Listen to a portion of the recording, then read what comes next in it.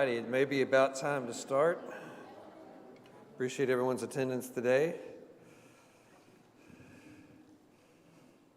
I am teaching this class with Wes, but this is the first time I've showed up, so it'll be a little bit different today. I didn't do handouts. I was on the verge of doing handouts. I long to be like Wes Arnold, but I'm not quite there yet. So I did not make handouts. So we're just going to go with this. And also I want to make a couple of comments. I usually teach kind of a lecture style class. I don't take many comments, that sort of thing. I'm going to change today. I know that's hard to believe. I'm going to do something different. So I encourage you with your comments. I actually have some questions at the end that we can talk about as well. So a little bit different style class in here. So we'll try that today. This topic is near and dear to my heart, seeking success and finding failure. It almost describes, my life, especially my work career. So I was excited about this lesson. I'm going to approach it a little bit different than Wes has. We'll be a little bit more topical than necessarily a chapter in Ezekiel, Ecclesiastes, some book that starts with an E.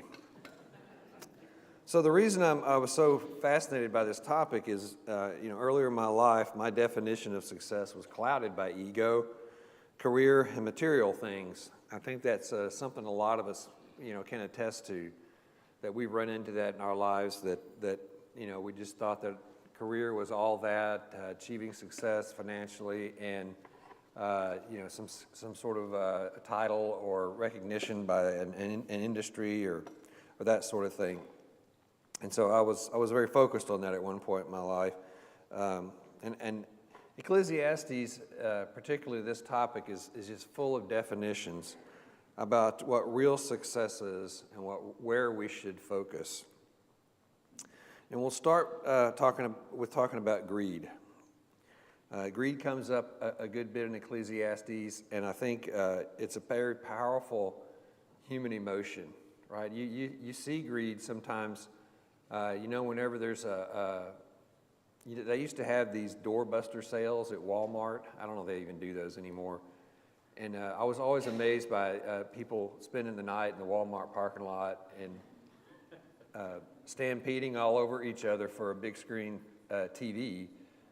And I was just amazed at that. And there's a few instances I remember where fights actually broke out over, the last TV or whatever. And we also see this during, shortage situations. During COVID, there were things that we're short of. And I go to the grocery store and, there's always somebody with a cart just full of toilet paper. And I was like, are you okay? But anyway, it was... it was amazing that that they wanted all that they could fit into their cart, and I understand that feeling. And maybe that's not the greatest definition of greed, but I think it kind of grabs a little bit. The other is just wanting all that we can get, right? All that's available to us. Because I remember even in South Africa, they had cookies one day during our lectureship, and I thought, man, I'm going to get me one of those cookies later. And somebody pulled the lid off, and I promise you, 10 seconds, all the cookies were gone. And it was just, there was just a flurry of activity, crumbs were flying, and there were no more cookies. So that, everyone's going to get their cookie, and I never got mine, but that's okay. Greed is a powerful human emotion. It sneaks up on you, right? You can get caught up in it, and you don't realize you're even kind of caught up in it. Paul equated greed to idolatry. In Colossians 3:5, put to death, therefore, what is earthly in you, sexual immorality, impurity, passion, evil desire, covetousness, which is idolatry. And I know I've mentioned this before. Idolatry is prevalent in our world today. It takes on many forms, and it has a real danger of damaging our faith, even destroying our faith when we don't focus on God and when we focus on an idol. And the reality is there just can be no other idol to displace God. Whenever we're so focused on something we feel God slipping through our fingers, we need to stop and think about our priorities and what we're doing. Okay, let's talk a little bit about the emptiness of material ambitions. I think people are generally around the world that I've met are always searching for a fulfilling life, right? They want something to fulfill them, and something to make them feel worthy, or that they're adding value, or just something to feel like they're accomplishing something or adding value. The people I met in South Africa were far from wealthy, but they're among the happiest people I've ever seen. And how could that be, right? They're from our definition here in this country, we would call them in poverty. The amount of money they made was so low that they were always struggling for funds. They were always struggling for, their income and paying for things was always a struggle. Yet they were incredibly happy. They smiled all the time. They talked about God. Their life was fulfilled, and so it was kind of an aha moment for me. It's just like, they don't need all the stuff that Americans or other people pursue to get happiness. So the definition is clearly on exhibit there that you don't need material wealth to be happy. Now, could they use some help? Yeah, but they're generally just very happy people. The preacher in Ecclesiastes strips away the hype from the material world. He defines this materialist in the book that we're using as someone focused on acquiring worldly wealth, the materialist. Right? I think we've all met somebody like that. Maybe we are that person. I've been that person. Our focus is how do we make more money? Do I need to change jobs to make more money? Do I need to get a promotion? Do I need to change careers? What do I need to do to move to where I make even more money? Because that's what we're supposed to do, right? And so this materialist, this idea of this person always seeking this, it is an endless cycle. An endless cycle. And when you're young, it's hard to see the end of this or the circular nature of it. It's one of those unfortunate things. When I got a little bit older, I realized that it was really no end to it in sight. I want to read some famous verses in Ecclesiastes and kind of build off of it. I didn't put it on the slide, mostly because I couldn't get it to fit right. But Ephesians 1, 4 through 11, if you can turn there in your Bibles, we'll read this together. Not Ephesians. I mentioned every book of the Bible starts with an E except Ecclesiastes. Go to Ecclesiastes 1, 4 through 11. Are there any more Bible books that start with an E? Well, sure we cover those. Ecclesiastes 1, 4 through 11. A generation goes and a generation comes, but the earth remains forever. The sun rises and the sun goes down and hastens to the place where it rises. The wind blows to the south and goes around to the north. Around and around goes the wind. And on its circuits the wind returns. All streams run to the sea, but the sea is not full. To the place where the stream flow, there they flow again. And all things are full of weariness. A man cannot utter it. The eye is not satisfied with seeing, nor the ear filled with hearing.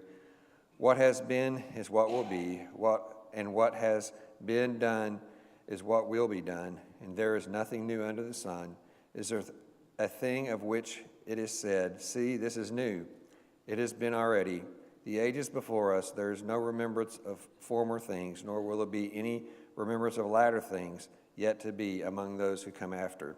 Now, this is a very famous text, especially the line about there's nothing new under the sun, which is, absolutely true. Even if you look at all of the things going on in our world today, you say, well, there's all these high-tech things we've never seen before.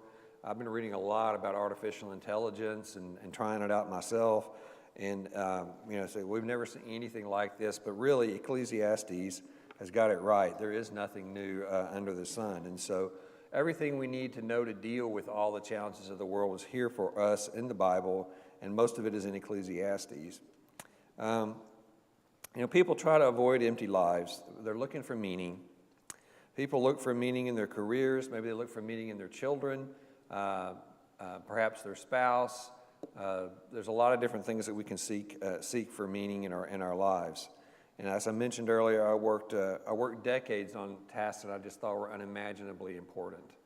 The things I worked on at my job, I thought then if I don't do this, something horrible is going to happen, which was just not true. I mean, I can't even remember what it was now. And it seems really, really silly to think about putting so much valuable energy into something like that. A few years after I retired, I wrote a blog directed at my former coworkers. And I told them I couldn't remember what I was working on. I didn't, I don't know why it was so important, and I just can't think of what it was right now. You really do forget the details of most work crises. I think about the weekends and the late nights, and I don't know what it was. I don't know what I was working on, but I do remember all the wonderful times I've had with my family. I do remember all the times, many times I've had with my Christian family. Events like that, those stick with you, right? Family vacations, holidays, special events, just life, right? And it's much, much, much more valuable. This term work-life balance is an overused term. A lot of people like to say it to think they've got it together, right? But it is important, and I think everyone needs to evaluate that based on their own perspective and how it affects their own life. There's not one solution that fits all there. The conclusion is, and we learn this from Ecclesiastes, is that time and people are important. Time for family, time for church. Now, Brian taught I think it was a Wednesday night lesson, a Bible class. I thought it was a powerful lesson about leadership in the church. And it really affected me.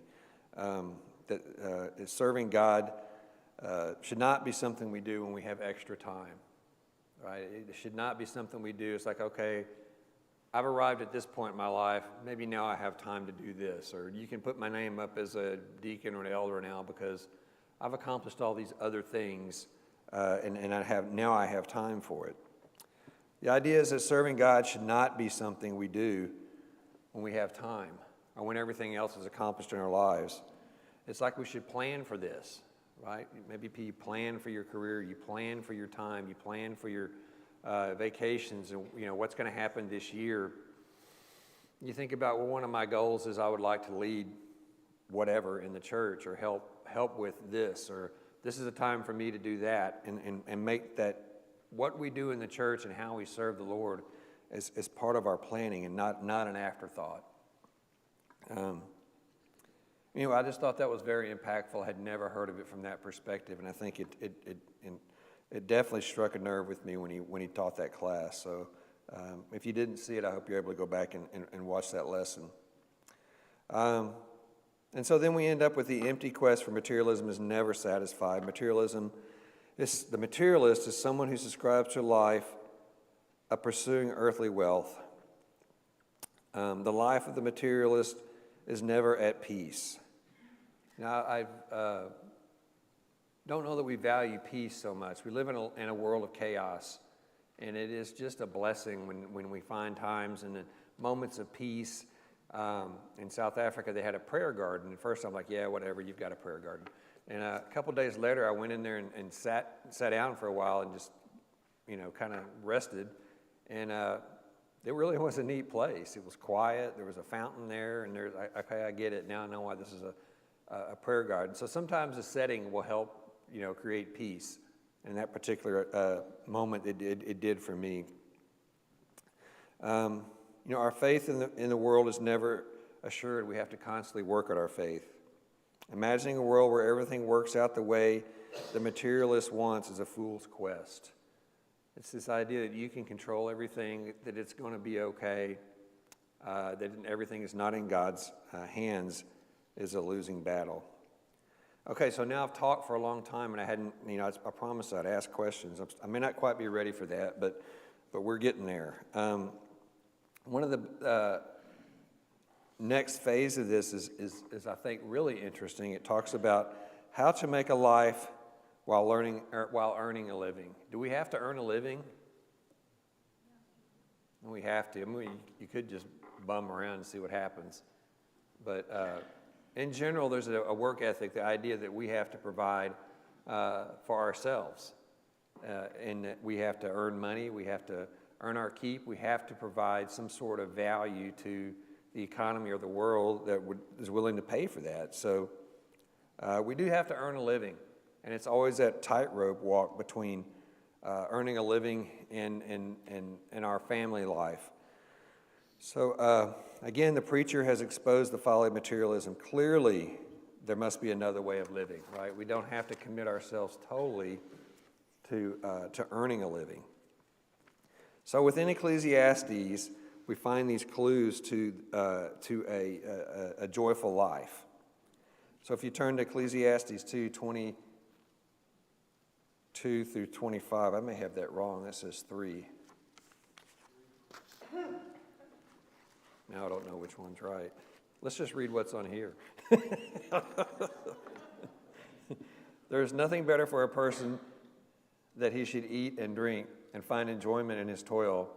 This also I saw from the hand of God. For apart from him, who can eat and who can have enjoyment? So this wholesome, productive life with God is really the key to enjoyment. There's just a feeling of doing things, good things, not sinning, following God's way that just makes you feel good, like you're on the right side of everything. And so I came up with a list of critical elements, I think, that are part of a joyful life. One thing I want to focus on here is he talks about eat and eating and drinking. And, when I first read that, I always think about, partying or something, right? Eating and drinking a lot and gluttony or maybe just, drunkenness. But when you peel back the layers on this, what that eating and drinking is really talking about is just living life in this particular context. And so it's not necessarily having a party. And so some of the list of critical things starts with the foundation of faith in God. And so when we think about our daily lives, is what are we standing on? Are we standing on faith? Are we standing on the foundation of our faith in God? Or are we standing on something else? Our own worth, our own abilities, something else, right? Some other person, some other idol. We need to be standing on the faith of God. Prosperity linked to God is not monetary wealth. The prosperity gospel still is not relevant. It's still rampant. That's a better word. It's still rampant in our world today. There's, we've got the great example here. We have a good example of Joel Osteen here in Lakewood Church, which is like a hotbed of the prosperity gospel. And it's this idea that if you follow Jesus, that your life here is going to be great, right? You may achieve great wealth. You're going to be happy. You're probably not going to get real sick. It's just all going to be good. And is that the way life works out for us? Absolutely not. We never, my dad liked this song, I Beg Your Pardon, I Never Promised You a Rose Garden. Remember that song? Do you remember Dad liking that? I think he did. I don't know if he used to say that to you or not.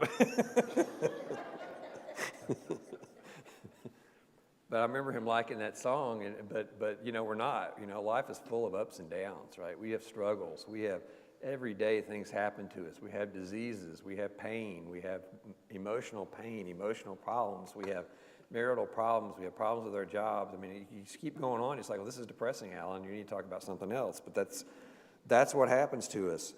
And that's why we need God. And even if we go to the Lakewood Church and follow Joel Osteen around and give him all of our money, we're still going to have those problems, right? And Joel he'll be pretty happy, maybe, I don't know. But so the prosperity gospel is a loser deal. Faith in God, continuously believing and developing a relationship with God that inspires action, the very definition of faith. It's the way I like to define faith. And I'll read it again. Faith in God is continuously believing and developing a relationship with God that inspires action, okay? And you're never done with faith. I realized March 29th that I'd been baptized for 51 years. Did you know that? That's March 29th, 1972. I was like, who's been a Christian for 50 years? They must be ancient. But I distinctly remember that night. And I remember, I didn't tell my mother or father that I was going to do this. It was a Wednesday night. And they were saying, just as I am. And I don't know, a lightning bolt hit me. And I was 12 years old and I got baptized. So, but I've been struggling. I felt great after I was baptized, but life wasn't just great at 12, right? I had a long way to go. You think, well, you're old now. Maybe you got your faith developed. No, it's a continuous journey. We have to continually develop our faith. You know what? It gives us something to do, right? I mean, that sounds crazy, but that's what we do. That's what, what's being a Christian all about? Is it sitting around gloating and talking about how great you are? Is it seeing how many scriptures you can quote? Is it judging other people? No, those aren't part of the package. What we should be doing is building our faith, right? There's plenty of opportunity to do that. And so we need to build on our foundations of faith in order to have this joyful life. So the next thing, contentment with life in Christ. I think contentment and peace are undervalued in our world today. I think they're highly valuable, right? And that doesn't mean that we hide from conflict, but it may mean that we don't necessarily look for it. It may mean that we try to find a time in the day for us to be at peace. Being with God and being in God and having faith delivers a lot of peace. There's a lot of things that get off your plate if you really, really have faith in God. There's things that you don't have to worry about anymore because God's going to take care of those things. I talked about the term eat and drink before. So defining biblical contentment, we see this in 1 Timothy 6 through 10. But godliness with contentment is great gain. For we brought nothing into the world, and we cannot take anything out of the world. But if we have food and clothing, with these things we will be content. But those who desire to be rich fall into temptation, into a snare, into many senseless and harmful desires that plunge people into ruin and destruction. For the love of money is the root of all kinds of evils. It is through this craving that some have wandered away from the faith and pierced themselves with many pangs. So contentment implies enjoying life, no matter what the future holds. So, I'm one of the people say, wouldn't you like to see the future? I absolutely do not want to see the future. I don't know, maybe you do. I don't want to know what's happening after I get through here. I mean, I'd just as soon not know. Like, well, don't you want to know, that the day you die? No, I don't want to do that. I really like just facing each day as it comes, and I think that we're knowing and being content in God and having strong faith. We don't need to know what the future holds here, right? We're content no matter what because we're focused on divine things instead of earthly things. Our future is tied to God through Christ. Of that, there can be no doubt. So if we don't have doubts, we don't have to worry about the future so much. So we can be content. You say, well, Alan, there's a lot of crazy stuff going on in the world today. Well, there always has been, and yeah, it is pretty crazy. You control the spigot of how much of that you listen to and are immersed in it. You have to find your area of contentment with all of this. And you have to realize the importance of that versus your faith and building your faith and contentment in Christ and in God. And then the last one on my list is embracing the journey. An attitude of commitment brings a new focus to the present. If you know everything's going to be okay, you enjoy what you're doing more. I'm kind of an obsessive person. If my wife was here, she would laugh or roll her eyes or something. But when I'm on a trip or a vacation, I absolutely have to know where we're staying that night, or I will not have fun on the trip. I just won't. And so it's just not. And my dad was totally different. We would roll into town, he'd have nothing, and we'd start pulling into hotels to see if they had vacancies. And one time we had to drive to another town because the whole town was full. And when you do that, it's kind of adventuresome, but you stay in some strange places, and strange food. But I could never do that. I have to know what's happening next, and I can be obsessive about that. But when you take that out and expand it in our lives, we know what's going to happen next. We have our reservation, right? Our reservation's in heaven. And it's secured. It's not one where you show up and you're like, we don't know who you are. It's like, you've got your reservation, you've got your confirmation number. Everything's going to be fine. So we should embrace the journey. Because God controls the future, people who fear him can confidently enjoy life because of our faith, and our undefined worldly future becomes inconsequential. And I mentioned about trying to figure out what I worked on in my career for 30-something years, and I can't remember it. It's going to be like that too when we go to heaven one day. All these things that we're just obsessed over and we thought were so important, it just won't seem that important. And so we need to keep that in perspective. Okay, so that was kind of the lecture time. I've got some questions. The first ones are rhetorical questions, right? Y'all are smart people. You know what those are. These are questions that we're just going to think about. And then I've got some I want you to answer, okay? Literal questions. So the first rhetorical question is, are you content in your life? Are you a happy person? Do you generally feel good about, people, your life, where you spend your time? And if you don't, why is that, and whose responsibility is that? So it's easy to blame other people, but I maintain that, ultimately we're responsible for our own lives. And so that's the first question to think about this week and today and this week is, am I really happy? And if I'm not, what's causing that? Do your worldly pursuits or your pursuits in this life align with godly contentment? With where you're spending your time? Are you leading yourself towards godly contentment? Or are you chasing after the wind or chasing after things that just don't matter in the long run? Are your priorities squared away, right? Is between whatever your activities are during the day, is God a big part of all of that? And if it's not, again, who's responsible for that? Who can take care of that? What's standing in the way of godly contentment? You may actually have to stop doing something to expand the amount of time you can spend with God. Or you may have to give up something. You may have to say no to something. You may have to manage your time here, which is highly valuable, more effectively in order to be more content. But again, who owns that, okay? Who owns that? Okay, so we finally arrived at the end of the rhetorical questions. So now I've got some questions that we needed to interact on. So in what ways, I've got these on the slide here. In what ways does secular culture encourage materialism? In what ways does secular culture encourage materialism? Yes. Susan? Commercials, that's true. Susan? Most of the people that we admire and we consider famous and successful and noted. Right. Popularity, celebrities. Yes. Maybe what our friends have that we wish we could have, or we strive to get it, or things like that. When I think about commercials more and more just standing here, it's amazing how they try to paint a lifestyle that you should be in.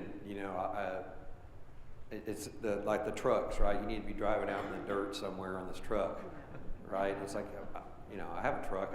I don't know if I don't do that very often. But they're trying to create this, which you could do that, right? You could take out a huge car loan and maybe one day you could drive over these rocks in Utah. And you can be that man. Yes. Bill. Well, I think and you're right on what you're saying. It mesmerizes the culture to think that happiness is having all of these things, and that's the only way you're going to be happy. Mm-hmm. Comparing the truck, one truck to another truck, you do things you would never do. Look like you would never look, but somehow it mesmerizes the human brain to believe that's where I can find happiness and avoid all the pain that I'm doing. And you can slip into that so easy. The other day I took an Uber ride back to pick up Lisa's car. The guy picked me up in a nice GMC truck, and I started asking him about it. I got home, I found myself on the GMC website. I'm like, what am I doing? What is wrong with me? I have a vehicle. I don't need. Anyway, I had to slap myself. Rick. Social media. Yeah, social media contributes a lot to that, and I still struggle to understand all of the impact of social media, and I'm using it less and less, and I think that I find myself happier and happier. I don't know if there's a correlation, or you could draw a graph on that, but it is not something that I think is very good for us. So there's a lot of ways that the world is encouraging us. Troy. I think today, in terms of choices and expectations, I was at the airport one time at a Starbucks, and the lady in front of me, she got outraged because they ran out of sprinkles. Oh, that's bad. That's kind of, perfectly managed way. That's where I can't imagine running out of sprinkles. And when watching HGTV, you can find yourself, oh, this needs to be done to my home, or this would. Is that Holmes channel that Oh, where they? yeah. Okay. Yeah, I don't watch that, but I've seen it on it before.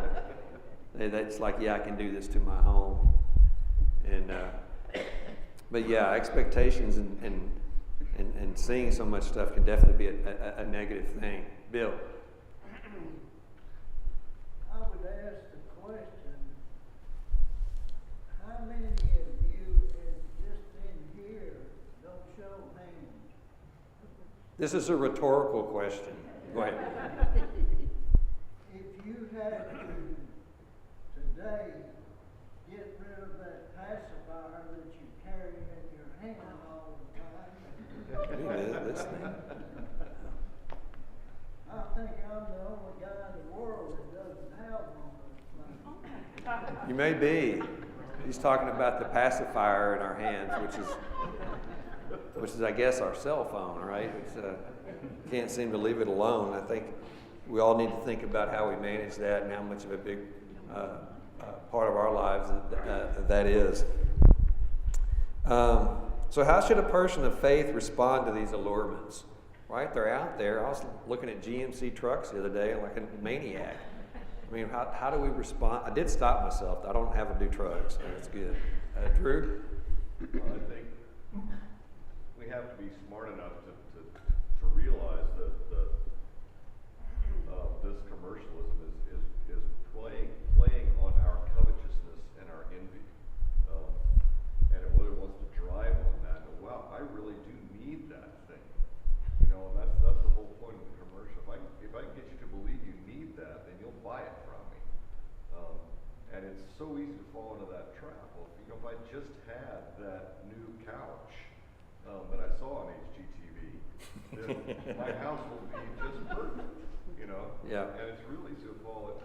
And we have to just step back and say, God gives me what I need. I need to stop thinking about what I want so much.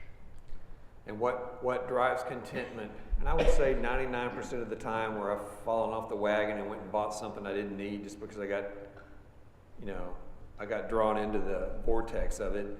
It shows up and I open the Amazon package and I keep thinking of that song, is that all there is? Right? That's it, I've opened the package, and here it is. It's like, this, and then my thing is, well, I need to find something else. And so it's always, there's never that thing you get that really, okay, this is the material thing I've been waiting for. I'm going to be content now. It always disappoints. I mean, it really does. So, good comments there. Any other on that question? How does a person of faith respond to these allurements? Yes, Tim. I think number one, as a Christian, we always have to, first of all, be thankful for what we have.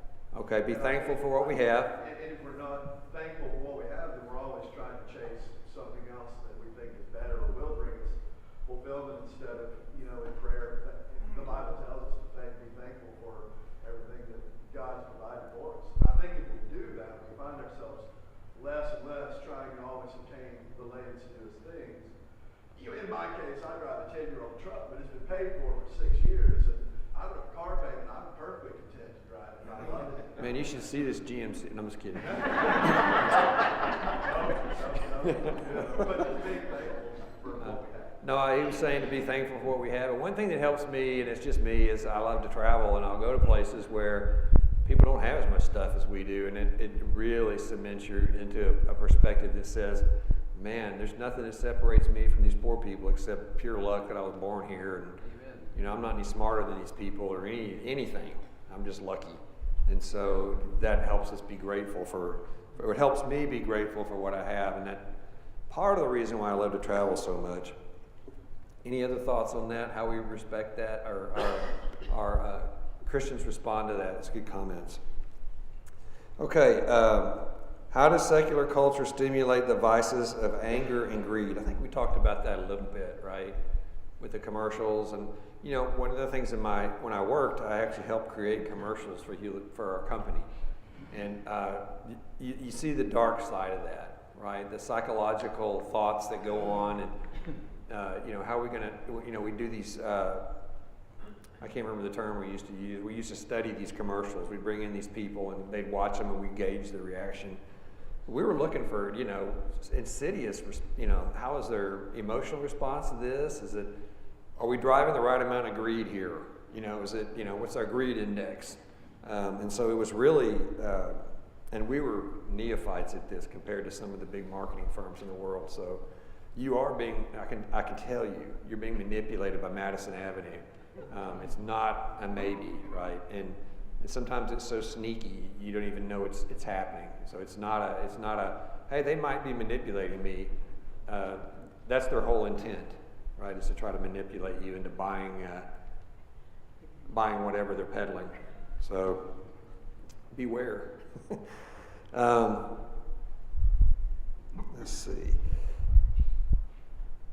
Okay, in what ways do secular standards of success demoralize faith and virtue? In what ways do secular standards of success demoralize faith and virtue? Any thoughts on that? Kind of a wordy question. Paul? So I got a pick. The success, you know, having membership at a golf course and being able to golf on Sunday morning instead of 10 churches, those things I look at. So. Okay, so Paul wants to join a golf. No, I'm kidding. No, that idea of, yeah, you finally arrived at the country club, right? You've got your membership and you golf on Sunday. There's a lot of perception that indicates that you've arrived, right? There's a lot of things like that: the clothes you wear, the car you drive, where you eat, who you associate with. A lot of those things are the world kind of defining where we are. And of course, all the celebrities are just off the chart. You know, which award show did you go to? Those things make my head hurt. And you know, who were you seen with? What a sad life. It is. Bill. I was just going to say, we get comfortable in our success, and that's what pulls us away from Christ, is the comfort in the success instead of understanding where our real comfort, where our joy is in Christ. And that's what Madison Avenue tries to do. They get works into you, and they feed into that, and try to pull you away from the focus on Christ in your life. Yeah, that's a good point. They're trying to pull us away from Christ. And I think there's a semblance in the world today as our country becomes more and more secular of diminishing the role of religion in general and Christianity specifically. You know, it makes it even harder. It's like, oh, you still believe in that? You know, how could, you know, you must not be enlightened yet.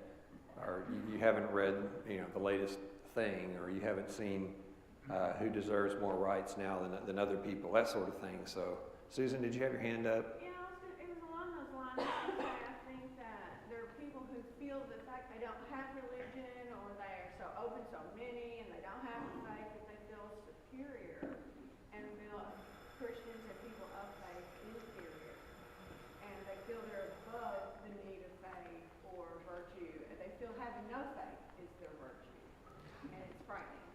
Yeah, I think that's intellectual elitism, right? If you don't, if you still believe in this, you must need a crutch, right? You haven't really looked at this closely. You haven't looked at the science of it. You haven't, you know, trusted it, and so there's that feeling that you get. And we as Christians need to be, not be, we still need to profess Christ. We need to stand up and be counted as Christians and not acquiesce to that. And when I say that, that's not necessarily shouting from the street corners, but in certain social and work situations, you know, it shouldn't be a doubt that you're a Christian. It's like that shouldn't shock someone that, you know, oh, you go to church? I've been working with you for 15 years. I have no idea. You know, I had no idea. That, to me, I think you need to think about what sort of image you're portraying if that is not a really known thing that you go to church. And everybody makes mistakes, but it shouldn't be a shocker that you're a member of the church. Yes. But have you noticed there's some movies that have come out, and we've seen two of them, Jesus Revolution and His Only Son, about Jesus, and the one yesterday, His Only Son, was really good about Abraham and Isaac. I haven't seen those. They're wanting to make more movies like that from the Bible. And there are people out there that are trying to make changes in our world. No, I agree. More on God and Jesus. No, I agree, and I'm a big fan of I like The Chosen, but I haven't seen those movies, and I think that a lot of that is a good thing, and I appreciate their boldness and their clarity around trying to communicate that message.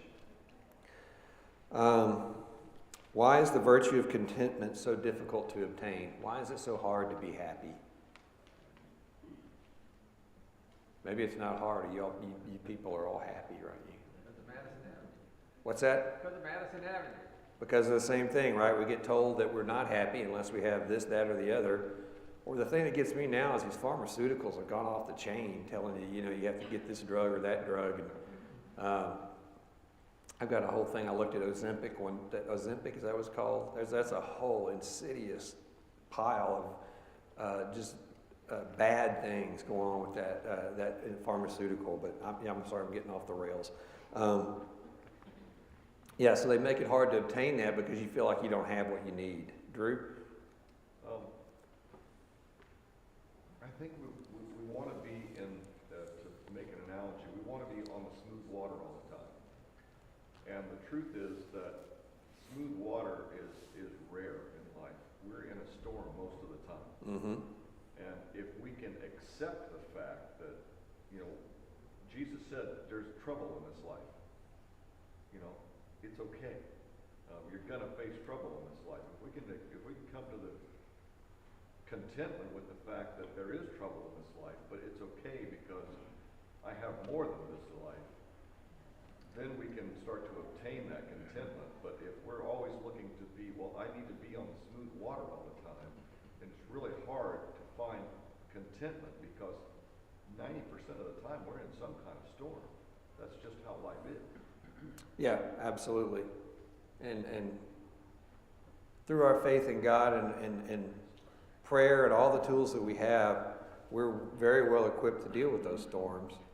Some of them can drive you to your knees and shake your life, but most of the day the waters are pretty choppy, right? They're not the perfect storm, but most of the time it's rough going. That's a good point, and we need to be prepared for that, and not always smooth waters. In smooth waters in a sailboat, you don't actually go anywhere. I don't know how that applies, but maybe that connects to when you go through something, you're a stronger Christian. I'm making this up. I should stop. Finally, the last question is. There's a couple more. We're probably out of time though. These are just, maybe you can turn these into rhetorical ones. Are there ways in which the church encourages materialism? That may be a can of worms there. Right? I was,